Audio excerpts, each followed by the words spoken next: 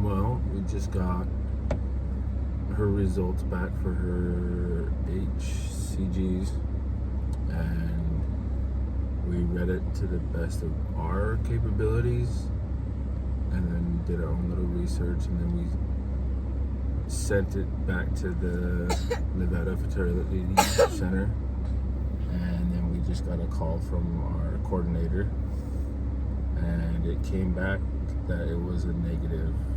So it was like a below 5. Yeah, and she said anything below 5, with it being 10 days plus out, it is pretty much a negative. So we were notified to stop all medication, and we have a call/video call with Dr. Folk next month to kind of either go over next steps or what we need to do next. But as of right now, we're here with the news.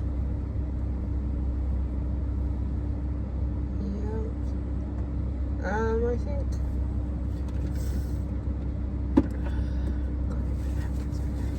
we're actually in Florida right now. We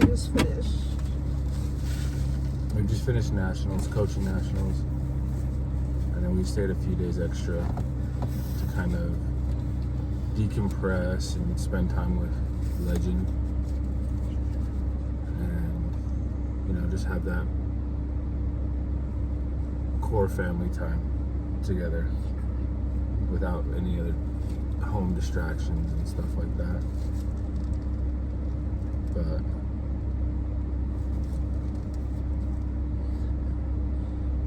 you would think with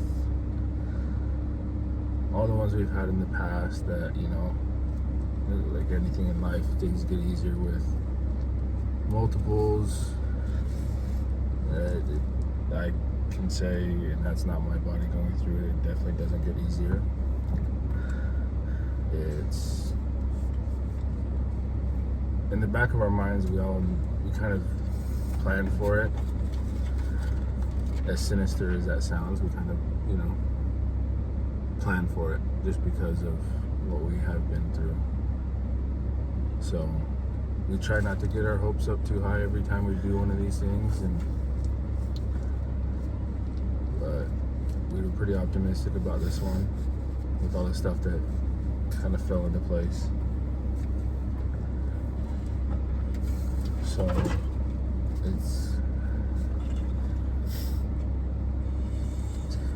it's still hard though. Yeah. Like we just finished eating breakfast, and we were talking because we had already got the lab work results this morning, and we were just kind of talking about next steps of things like that we might, like what would we do, what would we talk, like just different things like that.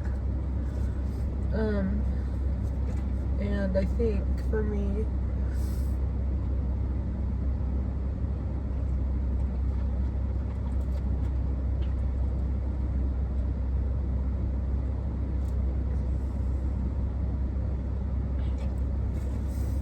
because I am an optimist, I always try to think that it's always going to work out. I always try to find a way, like even on the phone call, I'm like, okay, so the you remember like the Gator signs that they used to teach you about greater or minus, even though she goes, well, it needs to be at least at a 5, and we said, okay, so basically this is yet again another miscarriage that we're going to have to go through, and it's going to be another loss.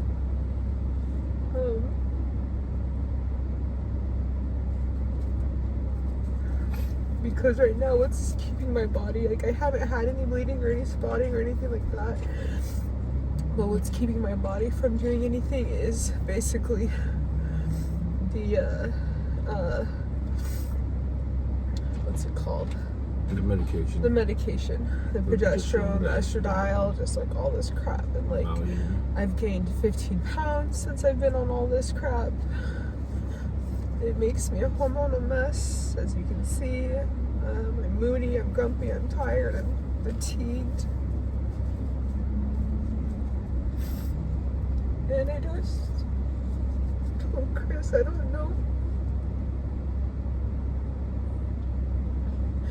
We thought, because we have Legend, which we're extremely grateful for, we thought it would be easier to go through this experience. And like, if it happened again, like I think we both were like optimistic, like, okay, it's gonna be okay if it doesn't work out. But the fact, because my last pregnancy, I got pretty far, but what had happened was my placenta had detached from my uterus, and so it started to collapse. And so I kept thinking this one was gonna be a little bit more productive, especially because of the weight loss, just like I've gotten my body healthy, and we just felt good about it.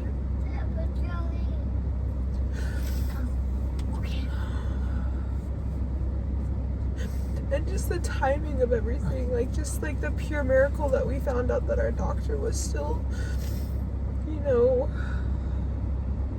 in practice, even though we thought he was retired. Like, I don't know. And I told Chris, I said, we need to film while we are sharing our true emotions and feelings right now, because this is what this is what you go through, this is what you experience, and this is what people don't understand.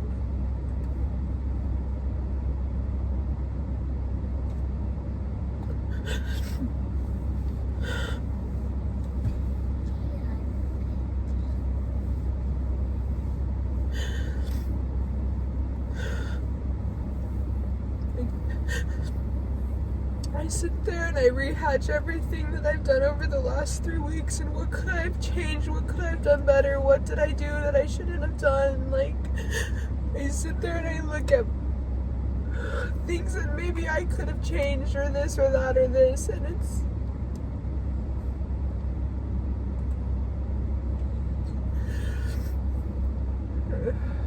and like, I think a lot of women put self-blame on themselves, and they sit there, they say you can't put self-blame on yourself because that's not the issue, like, but you still do, like, you still put blame on yourself, and like, you sit there and think, what if I would have did this, or what if I didn't do this, or this or this or that, or this or this, like,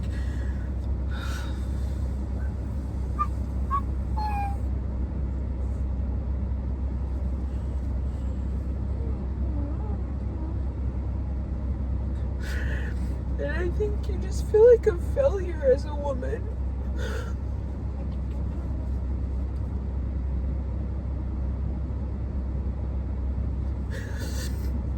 Especially in the church. Like, our whole gospel teaching is posterity and creating joy in our posterity. And it's always so tough because I just feel like we're trying our best to do what we're supposed to be doing. We're trying our best to live the gospel.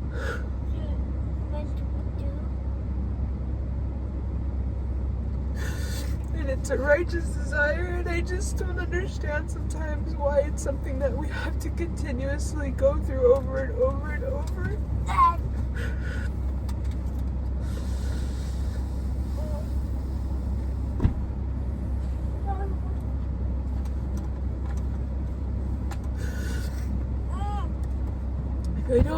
I don't understand why this, like, I get it, we all have trials in life, and Chris always says we're not going to have more trials than we can handle, and I understand that, but at this, like, to what extent and to what point? Mommy, it's okay.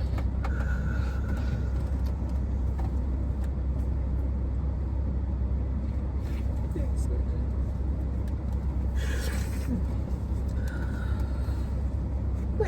He's been praying all the time about being a big brother.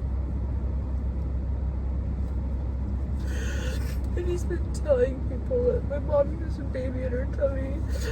She can have a baby in her tummy.